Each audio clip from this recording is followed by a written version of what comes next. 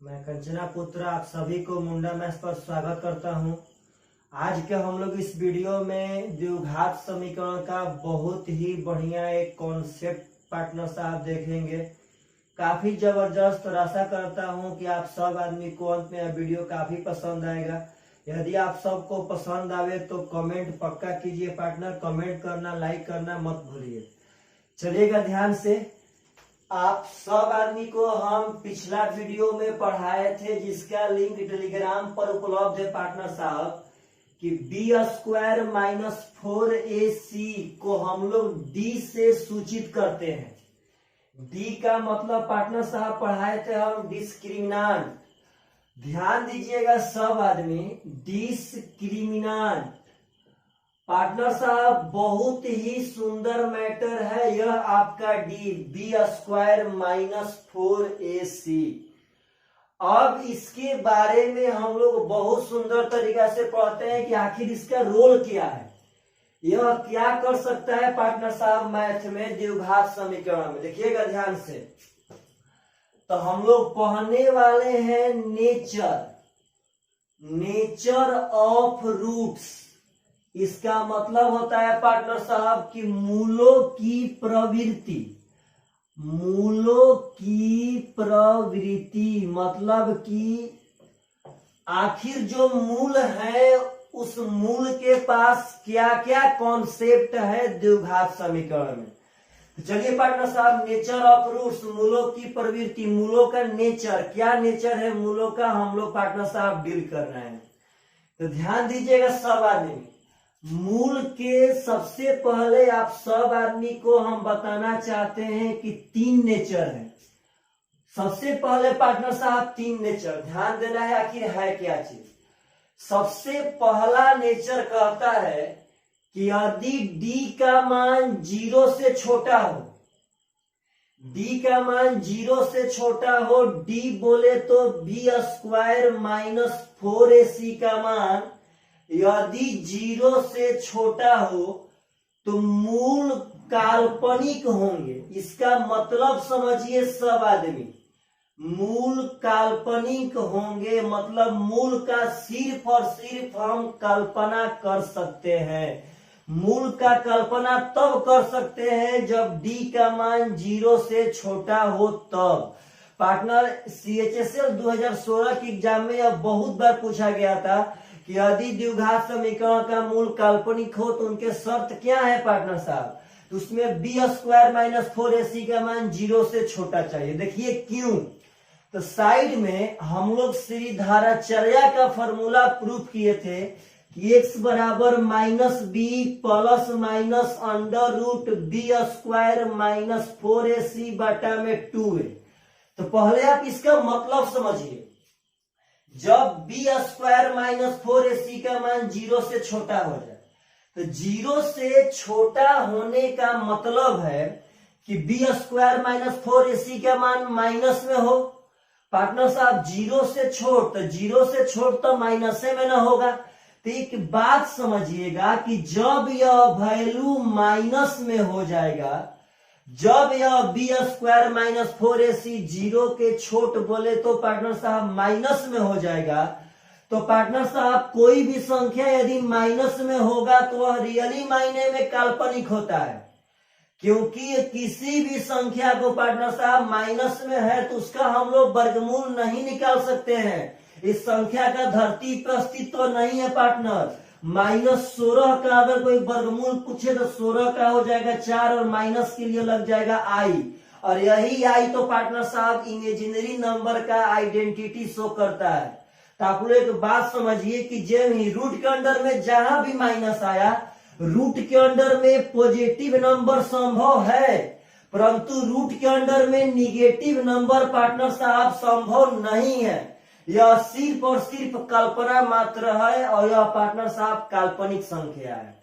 तो यही कारण है कि d का मान 0 से छोटा हो जाता है तो मूल सिर्फ और सिर्फ कल्पना मात्र ही रह जाता है। हम लोग कल्पना कर सकते हैं कि इसका मूल फलाना फलाना हो सकता है। तो बात समझिएगा सब आदमी कि यदि b² - 4ac का मान 0 से छोट यानी d का मान 0 से छोट तो मूल काल्पनिक होगा।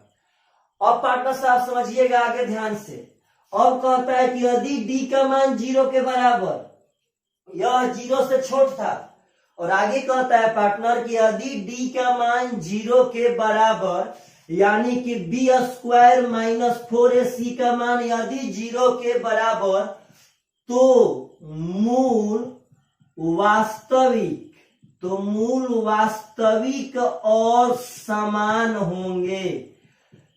सब मैटर को थोड़ा जबरदस्त तरीका से समझिएगा। सब आदमी कह रहा है कि यदि बी स्क्वायर माइनस 4ac का मान 0 के बराबर हो जाए तो मूल वास्तविक और समान होंगे। मतलब मूल इसमें वास्तविक होगा परंतु समान होगा। जिस द्विघात समीकरण में हम बी स्क्वायर माइनस 4ac निकाल लेंगे, यदि 0 के बराबर हो जाएगा तो पक्का समझना है कि वहां पे 2 ठो मूल तो आएगा, क्योंकि द्विघात समीकरण का हमेशा 2 ठो मूल होता है। इसमें भी 2 ठो मूल तो आएगा परंतु दोनों का दोनों मूल पार्टनर साहब समान होगा। यदि बी वेक्टर का मान पार्टनर, यदि डिस्क्रिमिनेंट का मान 0 के बराबर हो जाएगा तो मूल वास्तविक होगा परंतु समान होगा। अब यहां देखिएगा, यदि डी का मान 0 से बड़ा हो जाए, यदि डी का मान 0 से बड़ा हो जाए यानी कि बी स्क्वायर माइनस 4ac का मान यदि 0 से बड़ा हो जाए तो पार्टनर यहाँ पे बहुत ब्रांड मैटर है, यह बात समझिएगा। यदि बी स्क्वायर माइनस 4ac का मान 0 से बड़ा हो जाए तो मूल वास्तविक और असमान होंगे। असमान बोले तो पार्टनर साहब बराबर नहीं होंगे, अलग अलग होंगे। यह कहता है रूल कि यदि डी का मान 0 से बड़ा हो जाए तो मूल तो वास्तविक होगा और असमान आएगा, यानी कि दोनों का दोनों मूल पार्टनर साहब अलग अलग आएगा। यहाँ पे 0 के बराबर होगा तो 2 ठो मूल वास्तविक आएगा लेकिन समान आएगा, और जब 0 से छोट हो जाएगा तो मूल वास्तविक ही नहीं आएगा पार्टनर साहब, काल्पनिक आ जाएगा। लेकिन यहाँ पे एक मैटर समझिएगा, बहुत जबरदस्त मैटर है, बहुत जबरदस्त।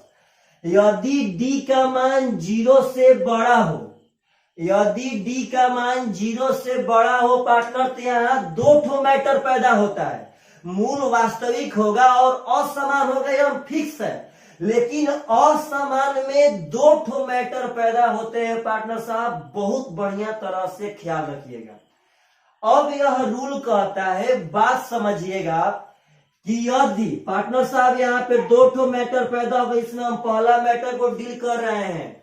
यदि डी का मान 0 से बड़ा हो तो पहला मैटर कहता है कि यदि डी एक पूर्ण वर्ग संख्या हो जाए, पूर्ण वर्ग संख्या हो जाए तो मूल परिमेय संख्या होता है। बात समझिएगा सब आदमी, एकदम इसको डील कर रहे हैं पार्टनर साहब, बहुत ही जबरदस्त तरीका से इस पे हम आएंगे। कह रहा है कि यदि डी का मान 0 से बड़ा हो और डी पार्टनर साहब एक पूर्ण वर्ग संख्या हो जाए, मतलब कि जिसका पूरा वर्गमूल निकल जाए, तो यह नेचर में पार्टनर साहब वह एक जो मूल होगा वह परिमेय संख्या होगा। यहां कहता है कि यदि डी का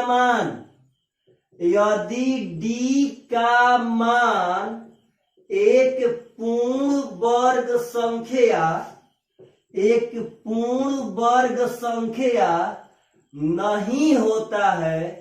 नहीं होता है तो मूल अपरिमेय संख्या होगा, तो मूल अपरिमेय संख्या होगा। तो आप बोलेंगे सर आखिर इसका रोल क्या है परिमेय अपरिमेय का? तो पार्टनर बहुत बड़ा रोल है। 18 सीजीएल मेन में भी इस स्ट्रक्चर से एक बहुत जबरदस्त क्वेश्चन पूछा गया था पार्टनर साहब। तो पहले आप इसका बहुत जबरदस्त तरीका से समझिए कि आखिर डी का मान पूर्ण वर्ग होने से क्या इसका नाता है। तो partner -b plus minus √b square minus 4ac बटा में 2a। तो आप लोग बोलिए कि अगर यह पूर्ण वर्ग संख्या होगा तो इसका पूरा पूरा वर्गमूल निकल जाएगा। और जब इसका पूरा पूरा वर्गमूल निकल जाएगा पार्टनर साहब, तो रियल मायने में वो अपरिमेय संख्या हो जाएगा।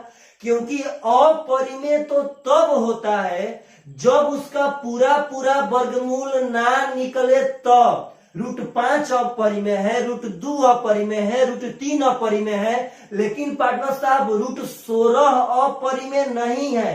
तो अगर इसका पूर्ण वर्ग संख्या होगा तो उसका फाइनली पूरा पूरा वर्गमूल निकलेगा, और जब उसका पूरा पूरा वर्गमूल निकल जाएगा तो अपरिमेय संख्या हो जाएगा। और पार्टनर साहब जब इसका पूरा पूरा वर्गमूल ना निकले, जब यह डी का मान पूर्ण वर्ग संख्या नहीं रहे, तो पार्टनर साहब जब पूरा पूरा वर्गमूल ना निकलेगा तो यह अपरिमेय पक्का पक्का हो जाएगा। तो इसके अपरिमेय से क्या नाता है पार्टनर साहब? तो यहाँ पे एक बात समझिएगा ध्यान से, बहुत जबरदस्त नाता है इसका पार्टनर साहब। चलिए इस बात को हम यहाँ पे नोट कर रहे हैं, जब डी का मान एक पूर्ण वर्ग संख्या नहीं रहे और यह अपरिमेय हो जाए, तो उस कंडीशन में सबसे एक ब्रांड रूल बन के रेडी होता है पार्टनर साहब। उस कोने में देखिएगा ध्यान से, कॉर्नर पे कहता है कि यदि डी का मान 0 से बड़ा रहे और डी एक पूर्ण वर्ग संख्या नहीं रहे, सुनिए ध्यान से पार्टनर, यदि डी का मान 0 से बड़ा रहे और डी एक पूर्ण वर्ग संख्या नहीं रहे, तो पार्टनर उसके आगे है, तो इसका एक मूल यदि a प्लस √b होगा, तो दूसरा मूल, ध्यान दीजिएगा, तो दूसरा मूल अपने आप से a माइनस √b होगा। पार्टनर साहब बहुत बड़ा यह मैटर है, बहुत बड़ा, कि यदि d का मान 0 से बड़ा हो जाए और d जब पूर्ण वर्ग संख्या रहेगा तब तो कोई मैटर ना, यदि पूर्ण वर्ग संख्या नहीं रहता है तो यह कन्फर्म है कि इसका यदि एगो मूल a प्लस √b होगा तो दूसरा मूल a माइनस √b अपना मन से पार्टनर साहब समझ लेना है। यदि एक मूल a माइनस √b होगा तो a प्लस √b अपना मन से समझ जाना है। मेरा कहने का मतलब है कि यदि कभी कहता है कि 2 प्लस √5 एक द्विघात समीकरण का मूल है, तो आपके दिमाग में सेकेंड के 10वां भाग में पार्टनर साहब यह हिट कर जाना चाहिए कि इसका अगला मूल 2 माइनस √5 होगा। बहुत इंपॉर्टेंट बात है पार्टनर, कहीं आता है कि एक मूल 7 प्लस 3 रूट पार्टनर साहब 11 है, कुछ भी हो, अगर 7 प्लस 3 रूट 11 है तो आपके दिमाग में अब फाइनली हिट करना चाहिए कि अगला मूल 7 माइनस 3 रूट 11 होगा। तो पार्टनर साहब यह बहुत ही जबरदस्त कॉन्सेप्ट है, आप सब आदमी अपने दिमाग में रखिएगा। तो पार्टनर यदि डी का मान 0 से छोड़ तो मूल तो काल्पनिक हो गया। पार्टनर साहब डी का मान 0 के बराबर तो मूल वास्तविक हो गए परंतु समान होगा। यदि डी का मान 0 से बड़ा तो 2 मैटर, एक मैटर जब डी पूर्ण वर्ग संख्या रहेगा तो मूल उसका परिमेय संख्या आ जाएगा। यदि डी जब पूर्ण वर्ग संख्या नहीं रहेगा तो मूल अपरिमेय आएगा। और अपरिमेय में एक कहानी है कि यदि एक मूल a प्लस √b होगा तो फाइनली दूसरा मूल a माइनस √b कन्फर्म है कि होइबे करेगा। अब पार्टनर साहब एक आप लोगों को बात समझाते हैं, आखिर क्यों यह मूल काल्पनिक होता है, क्यों यह मूल समान होता है और क्यों यह मूल असमान होता है। तो चलिए आप सब आदमी को इसका बहुत ही बढ़िया तरह से हम डील करते हैं। तो आप लोग बोलेंगे सर अभी तो आप समझा दिए हैं क्यों काल्पनिक होता है, क्योंकि b² - 4ac का मान यदि 0 से छोटा होगा तो रूट में उसका पूरा पूरा वर्गमूल नहीं निकलेगा, वह तो अवास्तविक संख्या है, इमेजिनरी नंबर है। तो हम पार्टनर साहब हम उस फॉर्मूला के तहत तो समझा दिए हैं, लेकिन आप सब आदमी को हम अब एक्चुअल कॉन्सेप्ट ग्राफ के तहत समझाना चाहते हैं कि आखिर क्यों b² - 4ac का मान 0 से छोटा रहने पर मूल काल्पनिक होता है। आखिर क्यों बी स्क्वायर माइनस 4ac का मान 0 के बराबर रहने पर मूल वास्तविक और समान होता है? आखिर क्यों बी स्क्वायर माइनस 4ac का मान 0 से बड़ा रहने पर मूल वास्तविक और असमान होता है? तो पार्टनर साहब इसके तहत हम लोग एक ग्राफ के तहत समझते हैं कि आखिर इसका कंडीशन क्या क्या चीज है। सबसे पहले आप सब आदमी एक बात समझिएगा कि द्विघात समीकरण का ग्राफ पार्टनर साहब दो तरह से बनता है। द्विघात समीकरण का ग्राफ दो तरह से बनता है। कैसे? तो पार्टनर साहब x square plus b x plus c equal to 0, यह तो द्विघात समीकरण हो गया पार्टनर, व्यापक रूप हो गया। तो सुनिएगा, यदि ए का मान 0 से छोटा हो, यदि ए का मान 0 से बड़ा हो, मैटर समझिए पार्टनर साहब। तो यदि ए का मान 0 से बड़ा, ए का मान बोले तो पार्टनर साहब एक्स स्क्वायर का कोफिशिएंट, टोटल का टोटल पार्टनर साहब मैटर एक्स स्क्वायर के कोफिशिएंट पर है। यहाँ पे बहुत बड़ा बड़ा कॉन्सेप्ट छिपा है, यह बात याद रखिएगा। यदि एक्स स्क्वायर का कोफिशिएंट 0 से छोट, 0 से छोट का मतलब है पार्टनर साहब किसका मान निगेटिव रहे, और 0 से बड़ा का मतलब है पार्टनर साहब किसका मान पॉजिटिव रहे। तो द्विघात समीकरण का ग्राफ दो तरह से बनते हैं। यदि इसका मान पॉजिटिव होगा पार्टनर तो ऐसे पारावलय आकार में बनता है, और यदि पार्टनर साहब निगेटिव रहेगा तो इसका मान पार्टनर साहब ऐसे बनता है। तो यह बात याद रखिए कि अगर 0 से बड़ हो तो नीचे के तरफ से बनेगा, और यदि 0 से छोट हो पार्टनर तो ऊपर के तरफ से बनेगा। तो अभी आप सब आदमी को बस हम इतना समझाए हैं कि द्विघात समीकरण का ग्राफ हमेशा हमेशा दो तरह से बनता है, और वह डिपेंड करता है एक्स स्क्वायर के कोफिशिएंट ए के मान पर। यदि ए का मान 0 से छोटा हो पार्टनर तो ऐसे बनेगा, यदि ए का मान 0 से बड़ा हो पार्टनर तो नीचे के तरफ से बनेगा। तभी बस आपको हम इतना बताए हैं कि द्विघात समीकरण का ग्राफ तो बनता है दो तरह से। अब मेरा अगला पार्टनर साहब टारगेट है कि आपको यह बताना कि आखिर क्यों बी स्क्वायर माइनस 4ac पे पार्टनर साहब इतना बड़ा बड़ा झमेला है, आखिर क्या होता है। तो सुनिएगा ध्यान से पार्टनर साहब, बी स्क्वायर माइनस 4ac का मान 0 से छोटा, यहां सुनिएगा बी स्क्वायर माइनस 4ac का मान 0 के बराबर, अब बी स्क्वायर माइनस 4ac का मान पार्टनर साहब 0 से बड़ा। हम इसको 3 पार्ट में ले लिए। अब इसका पार्टनर साहब कहानी समझिएगा बहुत ही जबरदस्त तरीका से। अब इसको हम 2 पार्ट में बांटते हैं। एक पार्ट जब ए का मान 0 से बड़ा रहे, और एक पार्ट पार्टनर जब ए का मान 0 से छोटा रहे। ए बोले तो एक्स स्क्वायर का कोफिशिएंट 0 से बड़ा का मतलब कि यह पॉजिटिव में रहे पार्टनर साहब, 0 से छोटा का मतलब कि यह निगेटिव में रहे ए का मान।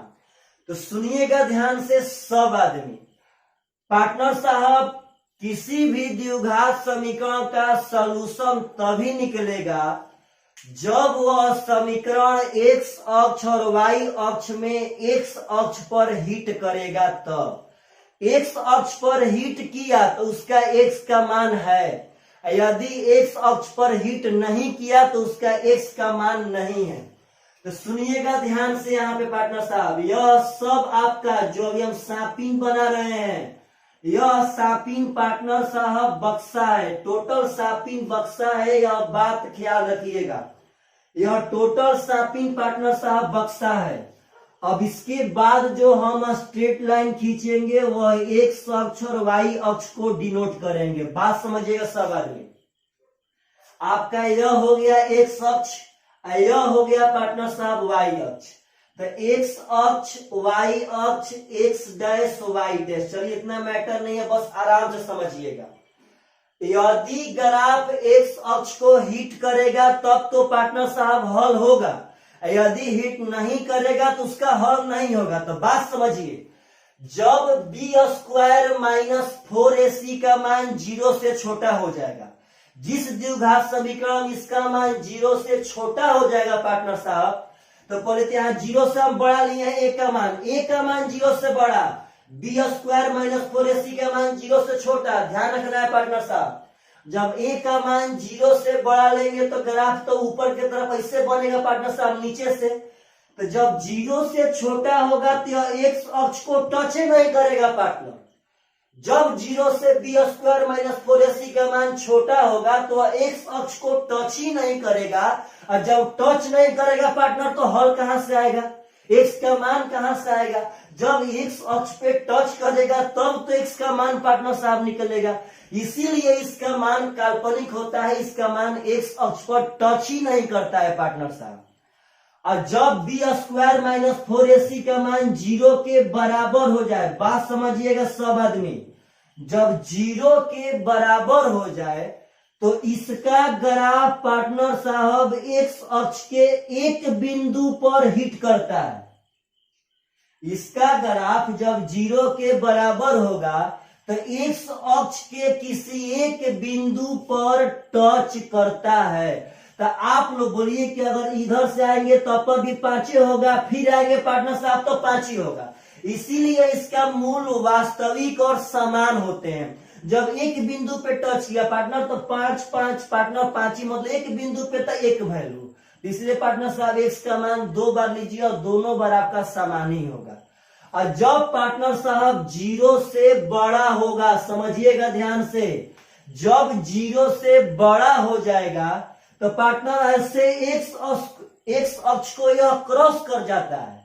तो इसीलिए पार्टनर इसका मूल वास्तविक और असमान, मतलब एक बार तो एक्स का मान यही मिल जाएगा जो भी मिले 2 या 3, और एक बार पार्टनर साहब एक्स का मान यहाँ पे मिलेगा, यहाँ पे।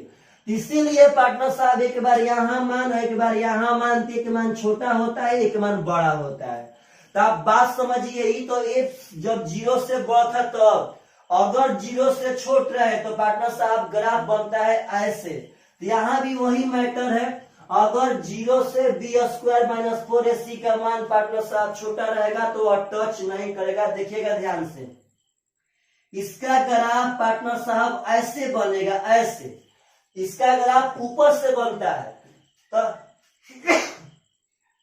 तब तो पार्टनर साहब यदि बी स्क्वायर माइनस 4ac का मान 0 से छोड़ते हैं, एक्स अक्ष को टच ही नहीं करेगा, और जब एक्स अक्ष को टच नहीं करेगा पार्टनर तो इसका मान निकलेगा नहीं, इसका मान पार्टनर साहब काल्पनिक हो जाएगा। जब 0 के बराबर रहे, जब 0 के बराबर रहे तो इसका जो ग्राफ होगा वह एक्स अक्ष के किसी एक बिंदु पे टच करेगा, जिसके कारण पार्टनर साहब इसका मूल समान होंगे। और जब पार्टनर साहब 0 से बड़ा रहे तो इसका ग्राफ ऐसे क्रॉस कर जाएगा, यहाँ भी इसका एक मान यहाँ मिल जाएगा और एक मान यहाँ मिल जाएगा। तो यही पार्टनर साहब nature of roots of quadratic equation, यानी कि द्विघात समीकरण के मूलों का प्रवृत्ति है, समझिएगा।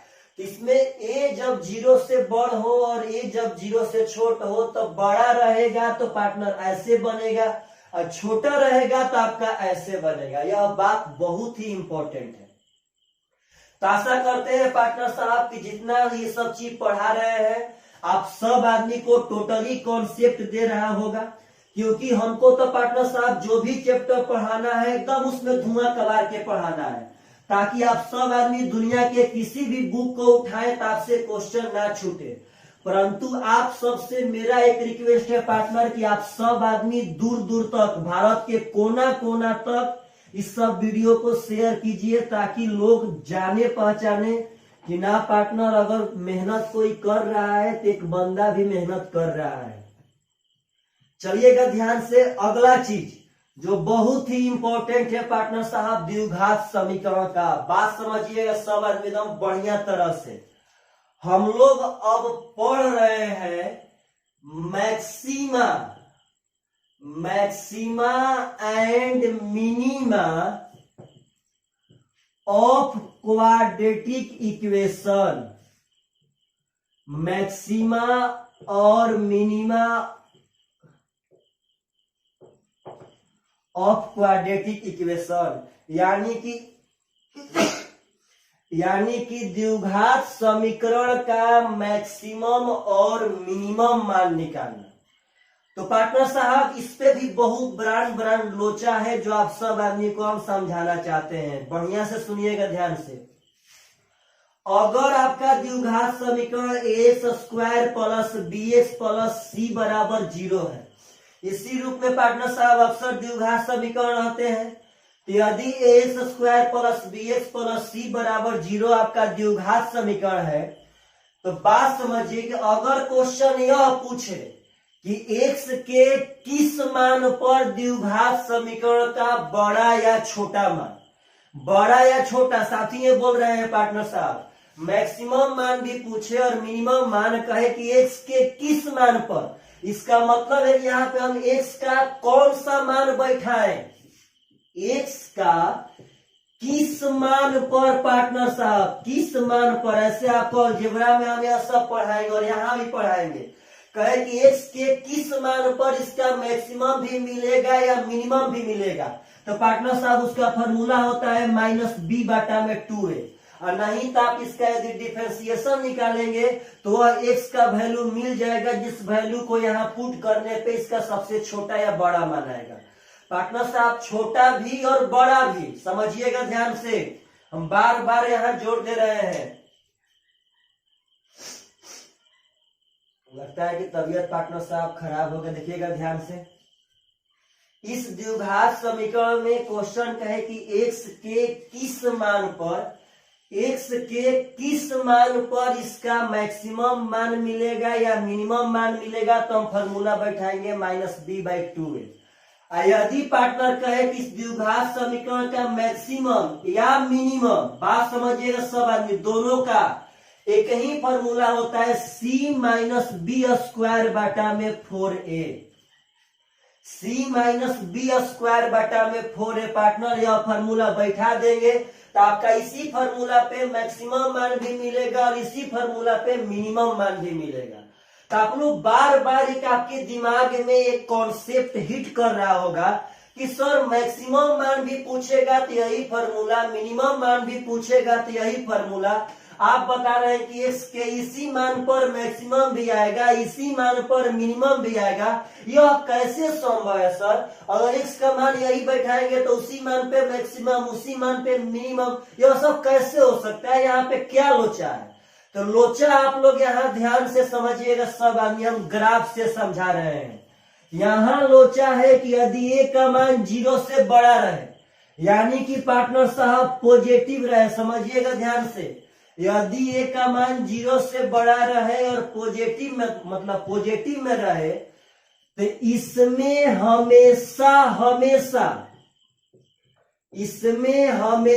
हमेशा मिनिमम वैल्यू पूछेगा। याद रखिएगा पार्टनर साहब, इसमें हमेशा मिनिमम वैल्यू पूछेगा। कब? जब a का मान 0 से बड़ा रहेगा तब। आखिर क्यों पार्टनर? इसका कॉन्सेप्ट समझिए कि अगर 0 से बड़ा रहे a का मान तो ग्राफ तो पार्टनर साहब ऐसे लेकर के आएंगे।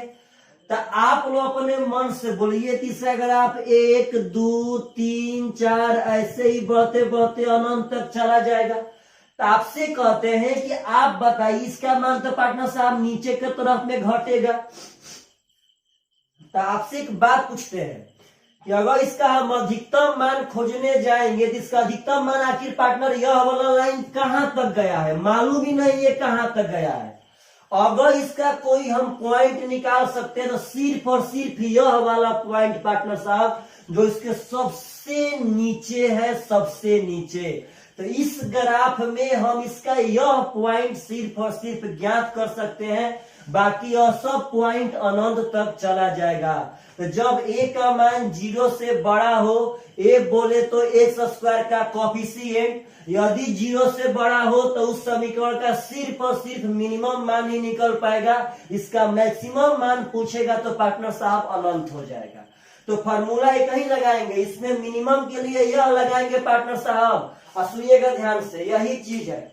यही चीज है यहाँ ऊपर में बनाते हैं, थोड़ा एक बार ध्यान दीजिएगा पार्टनर साहब सब आदमी। यदि ए का मान 0 से छोटा हो यानी कि निगेटिव हो पार्टनर साहब, यदि ए का मान, ए बोले तो एक्स स्क्वायर के कोएफिशिएंट यदि पार्टनर साहब निगेटिव यानी माइनस में हो जाएगा, इसका ग्राफ तो उस समय पार्टनर साहब ऐसे बनेगा, और जब ऐसे बनेगा कि इसका नीचे वाला पॉइंट अनंत होने लगेगा, इसका सबसे टॉप वाला पॉइंट पार्टनर साहब हम लोगों के पास रहेगा। आखिर आप नीचे कहां तक जाएंगे पार्टनर, या तो अनंत तक पहुंच जाएंगे। तो जब ए का मान 0 से छोट यानी कि एक्स स्क्वायर का कोएफिशिएंट माइनस में रहेगा, तो उस कंडीशन में आपसे मैक्सिमम मान पूछेगा पार्टनर साहब, और जब एक्स स्क्वायर का कोएफिशिएंट प्लस में रहेगा तो उस कंडीशन में आपसे मिनिमम मान पूछेगा। और पार्टनर साहब दोनों का फॉर्मूला एक ही होगा, c माइनस बी स्क्वायर बटा में 4 है। और इस बात का ख्याल रखिएगा कि अगर क्वेश्चन यह पूछे कि x के किस मान पर इसका मैक्सिमम आएगा या मिनिमम आएगा, तो फॉर्मूला होगा माइनस बी बटा में 2 है। तो यहाँ पे एक बात याद रखिए कि अगर ए का मान बाई देवे, कभी एग्जाम में फ्यूचर में यदि ए का मान 0 से बड़ा हो, अगर पार्टनर साहब जमीन पर रह के बोले तो एक्स स्क्वायर का कोएफिशिएंट यदि प्लस में रहे और आपसे पूछ देवे कि इसका मैक्सिमम मान क्या होगा, क्योंकि अगर प्लस में रहेगा तो हम मिनिमम निकाल सकते हैं, अगर इस कंडीशन में मैक्सिमम पूछ देगा तो पार्टनर साहब अनंत आंसर मार दीजिए, अनंत आंसर मार दीजिएगा। यदि पार्टनर साहब यदि ए का मान 0 से छोटा हो यानी कि अगर एक्स स्क्वायर के कोएफिशिएंट यदि माइनस में रहेगा, तो हमारा हक है कि सिर्फ और सिर्फ इसका हम मैक्सिमम बता सकते हैं। अगर माइनस में रहने पे मिनिमम पूछेगा तो उसका आंसर अनंत मार देना है। और फॉर्मूला पार्टनर साहब याद रखना है। तो आशा करते हैं कि आप सब आदमी को यह वीडियो बहुत ही पसंद आया होगा। ये जितना कॉन्सेप्ट है पार्टनर साहब आप सब आदमी को झकास लग रहा होगा। तो चलिए bye bye, take care, next video में पार्टनर साहब मिलते हैं, बाय बाय।